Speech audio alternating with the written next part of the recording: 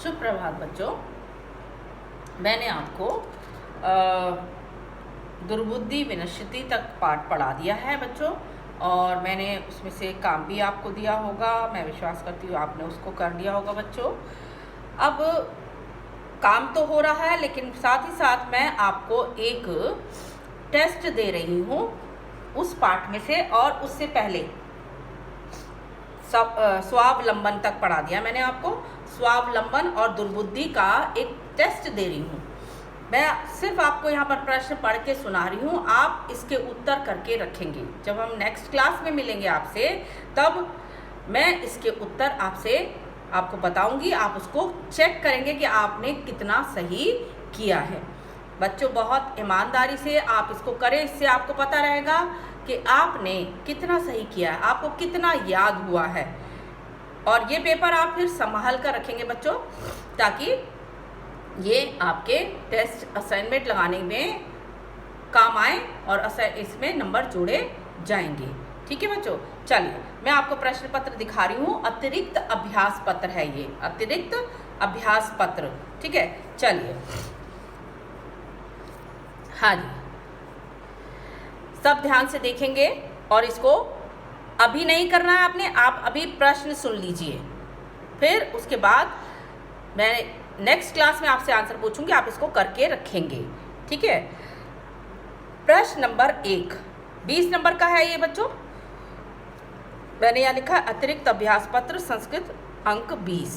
ठीक है, और आप इसको करके रखेंगे। मैं आज की डेट डाल रही हूँ, 22 तारीख को मैंने आपको ये दिया था। ठीक है, मुझे भी याद रहेगा क्योंकि पेपर मेरे पास भी रखे हैं, तो आप इसको इधर उधर नहीं करेंगे, करके रखेंगे। ठीक है, चलिए सुनिए प्रश्न नंबर 1। दुर्बुद्धि विनश्यति में से, दूसरे पाठ में से निम्नलिखित का पर्यायवाची ढूंढ कर लिखें। ठीक है, कुछ शब्द मैंने दिए हैं, उनके पर्यायवाची आप चैप्टर में ढूंढेंगे। ये अलग से हैं, लेकिन इनके उत्तर आपको उसमें मिलेंगे। पूरा चैप्टर आपको ध्यान से देखना है। जैसे कि का है तडागहा, ख है कच्छपहा, ग है मूढ़हा, घ है जनहा, और न्य है भवनम। ठीक है, पढ़ाते पढ़ाते मैंने इनके अर्थ आपको बताए हैं, इनके पर्याय मैंने आपको बताए हैं। तो अगर आप ध्यान देंगे तो आपको इसका उत्तर वहाँ से अपना भी मिल जाएगा। ठीक है, चलिए अब प्रश्न नंबर 2। दुर्बुद्धि विनश्यति पाठ में से कत्वा प्रत्यय वाले 5 शब्द ढूंढकर लिखें। दुर्बुद्धि विनश्यति ही पाठ में से ही कत्वा प्रत्यय वाले कौन से होते हैं? कत्वा प्रत्यय जिसमें त्वा जुड़ा होता है, वो वाले शब्द आपको ढूंढकर लिखने हैं 5। ठीक है, मैंने लिखा यहाँ पर 5 नंबर के ये 5। ठीक है, प्रश्न नंबर 3 स्वावलंबन। अब मैं स्वावलंबन में से आपको कुछ दे रही हूँ। 2 पार्ट का मैंने एक साथ टेस्ट बना दिया आपको, लेकिन आगे से हम हर एक पार्ट का अलग अलग एक एक टेस्ट करेंगे। ठीक है, स्वावलंबनम पाठ में से निम्नलिखित शब्दों के विलोम ढूंढ कर लिखें। ये शब्द मैंने जो दिए हैं ये बाहर से हैं, इनके विलोम आपको चैप्टर में मिल जाएंगे। जैसे कि दुखम, धनिकौ, अनुपस्थिता, असाधारणः, शत्रुम। ठीक है, ये 5 शब्द हैं, इनके आपने विलोम ढूंढकर लिखने हैं। प्रश्न नंबर 4 स्वावलंबनम पाठ में से निम्नलिखित शब्दों को समझकर हिंदी या संस्कृत लिखें। कोई शब्द मैंने संस्कृत का दिया है और कोई शब्द हिंदी का है। आपको समझना है कि कौन सा संस्कृत का शब्द है तो उसकी हिंदी लिखनी है, और कौन सा हिंदी का शब्द है तो उसकी संस्कृत लिखनी है। ठीक है, जैसे कि क गवाक्षः, ख पंखे, ग स्तंभा, घ महती, ञ कमरों में। ये 5 शब्द हैं जिसके हिंदी या संस्कृत आपको ढूंढकर लिखनी है। ठीक है बच्चों, तो आप, मुझे विश्वास है आप इस प्रश्न पत्र को करके रखेंगे और संभाल कर रखेंगे। नेक्स्ट क्लास में हम इनके आंसर मैं बताऊंगी, आप उसको खुद से चेक करेंगे, खुद से ईमानदारी से चेक करेंगे। ठीक है, ये बात ध्यान रखें, क्योंकि ये इससे आपके अंदर आपने कितना सीखा, इससे हमें आपके बारे में पता चलेगा। ठीक है बच्चों, चलिए अब हम आगे का नया पाठ शुरू करने जा रहे हैं। हास्य बाल कवि सम्मेलन। हास्य मैं लिख रही हूँ, बता रही हूँ आपको, सब ध्यान देंगे। हाँ जी, नया पाठ है, चौथा पाठ है, इसको ध्यान से देखें आप। हास्य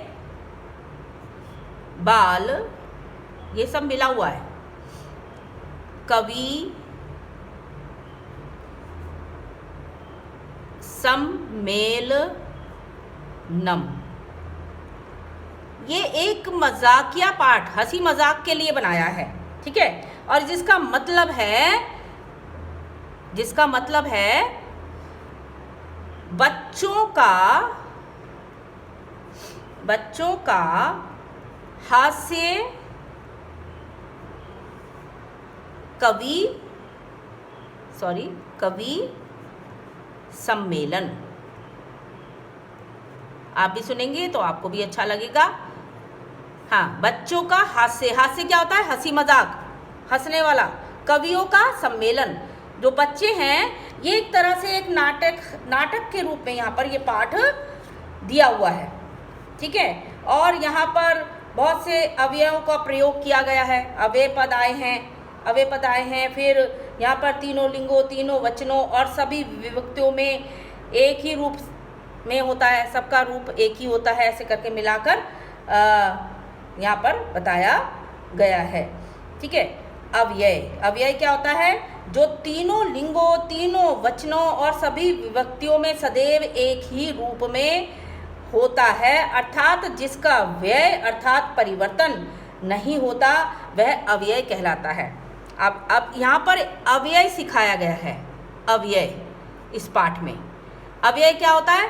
तीनों लिंगों में, 3 लिंग है हमारे, तीनों लिंगों में 3 वचन और सभी विभक्तियां कितनी विभक्तियां हैं? 7 विभक्ति। सीखा है ना आपने? 7 विभक्ति हैं यहाँ इस पाठ में, है ना।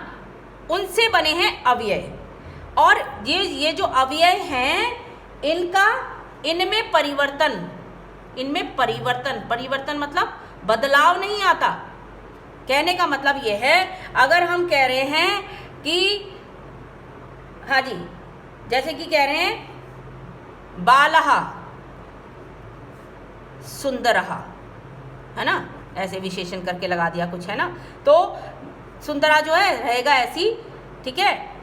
तो समझकर हमें वहाँ पर करना है। तो अव्यय वो चीज़ होती हैं जिनमें लिंग, वचन और विभक्ति के अनुसार बदलाव नहीं आता। अब जैसे, है ना, आप लोग देख सकते हैं, सप्त बालः, पुल्लिंग समझ लीजिए, है ना। फिर सप्त बालिकाः,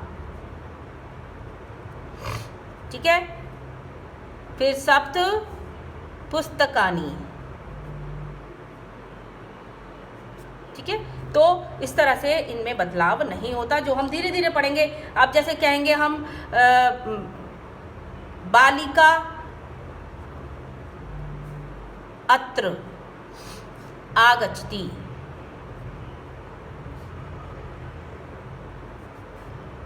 बालकः अत्र आगच्छति, तो ये अत्र जो है इसमें बदलाव नहीं होगा, ठीक है। तो अव्यय ये शब्द होते हैं जिनमें कोई बदलाव नहीं होता, जिनमें हम परिवर्तन नहीं करते, तो वो तीनों वचनों, तीनों लिंगों में और सब विभक्तियों में एक से रहते हैं, जो कि हम हास्य बाल कवि सम्मेलनम पाठ में सीखेंगे। तो आपको इतना समझ में आया बच्चों? चलिए अब हम थोड़ा सी इसकी भूमिका बनाते हैं, इसका थोड़ा सा अनुवाद करते हैं, सब ध्यान से देखेंगे, है ना। जैसे कि चलिए हम संस्कृत शुरू कर रहे हैं। ब्रैकेट में दिया हुआ है बच्चों सबसे ऊपर, विविध वेशभूषा धारिणः चत्वारः बाल कवयः, ये एक नाटक के रूप में बच्चों, एक नाटक जैसे होता है उसके रूप में दिया हुआ है, जिसमें एक समझ लीजिए नाटक हो रहा है, मंच पर कवि आ रहे हैं बारी बारी और नीचे श्रोता बैठे हुए हैं। ठीक है, श्रोता मतलब सुनने वाले, श्रोतागण सुनने वाले है ना, ऑडियंस कहते हैं ना, वो बैठे हुए हैं। तो वहाँ पर उस तरीका का एक चित्र वर्णन यहाँ पर किया गया है। ठीक है, विविधा वेशभूषधाराणि चत्वारा बाल कवयः मंचस्य उपरि उपविष्टाः सन्ति। तो यहाँ पर एक चित्र बनाया गया है, एक स्टेज बनाया गया है, जिसमें विविध वेशभूषा धारिणा, विभिन्न प्रकार की वेशभूषाएं पहने हुए, विभिन्न प्रकार के तरह तरह की वेशभूषा पहने हुए 4 बाल कवि, चत्वारा मतलब 4 बाल कवि, मंचस्य उपरि, मंच के ऊपर, मंच क्या होता है, स्टेज, मंच के ऊपर उपविष्टा सन्ति, बैठे हुए हैं। ठीक है, विविध, ब्रैकेट में लिखना है इस वाले सेंटेंस को, विविध वेशभूषाधारी 4 बाल कवि। जब हम कविया लिखा, कवि हम लिखते हैं हमेशा कवयः होता ना, कवयः, लेकिन हिंदी में हम करते हैं कवि।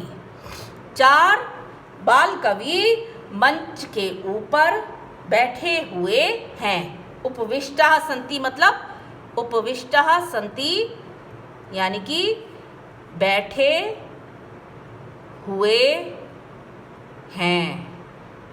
ठीक है, अब इसी में एक और सेंटेंस है, अध श्रोतारः हास्य कविता श्रवणाय उत्सुकाः सन्ति कोलाहलं च कुर्वन्ति। अधा मतलब नीचे, अधा मतलब, अब ये अधा शब्द एक तरह से अव्यय हो गया, नीचे। ये बालक के लिए भी होगा, ये लोगों के लिए भी होगा, ये एक बालिका के लिए भी होगा, ये बहुत सारों के लिए भी होगा। तो ये अधा जो शब्द है ये चेंज नहीं होगा, इसलिए ये अव्यय शब्द है। हाँ जी, अधा श्रोतारा, श्रोतारा मतलब सुनने वाले, ऑडियंस मैंने बताया ना आपको, श्रोतारा मतलब सुनने वाले, नीचे सुनने वाले, हास्य कविता सुनने के लिए, नीचे सुनने वाले हास्य कविता सुनने के लिए उत्सुक है, उत्सुक है, और कोलाहलम कुर्वन्ति, कोलाहलम, कोलाहलम, कोलाहलम का मतलब है शोर, और शोर करते हैं, और शोर करते हैं। अब मैं दोबारा बोल रही हूँ उस लाइन का हिंदी अर्थ, नीचे सुनने वाले हास्य कविता सुनने के लिए उत्सुक हैं और शोर करते हैं, और शोर करते हैं। ठीक है बच्चों, तो अभी आप सिर्फ इतना अनुवाद करें, आगे की क्लास में हम इससे आगे का अनुवाद करेंगे बच्चों। ठीक है, इतना आप शुरू करके रखेंगे और वो टेस्ट ज़रूर करके रखेंगे, मैं उसमें आंसर